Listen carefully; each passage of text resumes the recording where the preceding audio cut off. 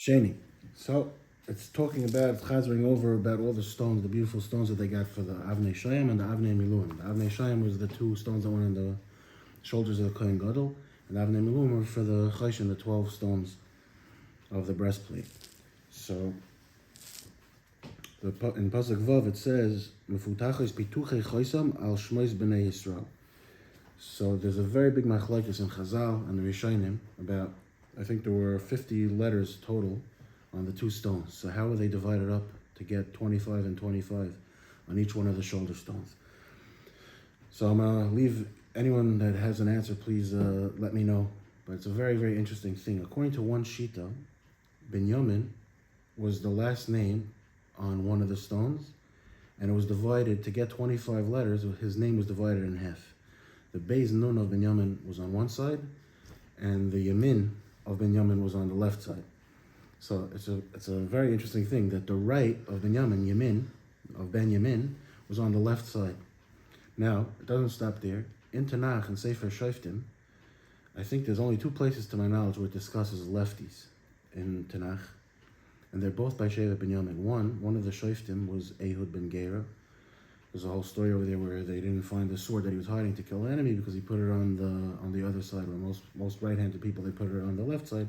He put it on the right side so he could reach for with his left hand. And then by the Pilegesh and the Giva, the whole story over there says that the army of Binyamin had 700 left-handed soldiers.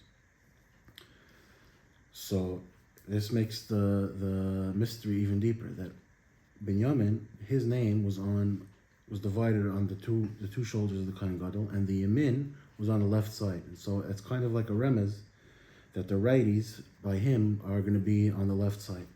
So if anyone has anything on this, what that means and why Dafka Binyamin, I was saying this over in a shir, and I was reading in the Pilegesh Begiva, at the bottom of the art scroll, it brings a Seder Hadayos that says that they have a Messiah that the Shevet Binyamin ran away to Romania, and they stayed there. So there was a guy sitting opposite me. He's like, "Oh, my grandparents are from Romania." I said, "You're a lefty?" He said, "Yeah." So I don't know what the story is with that, but okay. Weiter. Then it says, when it's talking about the Avnei Choshen, the 12 Avnei Choshen, so in this week's Parsha it doesn't call it that, but earlier in Parshas Tetzaveh it calls them the Avnei Miluim. My father told me this past week that he heard from Rabbi Yitzchak Yarmish of Derech Chaim, who heard from Rabbi Shmuel Birnbaum, and in the same day I saw it in a sefer from Rabbi Naftali Hyman as a sefer Korina. Beautiful thing. He says, it's weird that we call the stones Avnei Miluim, the fill-in stones. That each stone on its own was probably worth millions of dollars. These were like the biggest sapphire, rubies, stones that anyone ever found. And they had such chashivas on their own, and you're going to call them the fill-in stones, as if that is their only tachlis, the only chashivas comes from the fact that they fill in something. Isn't that a little bit not to the point? So he said b'shem of Shmuel Birnbaum that chashivas in Shemayim, a person as chashiv as he might be, with all the milas that he might possess between him and himself, in Shemayim they look at you, what do you do to fill someone else's lack? How do you help somebody else? How do you mashlim someone else's what their chasar? Someone else needs something, you fill in that need.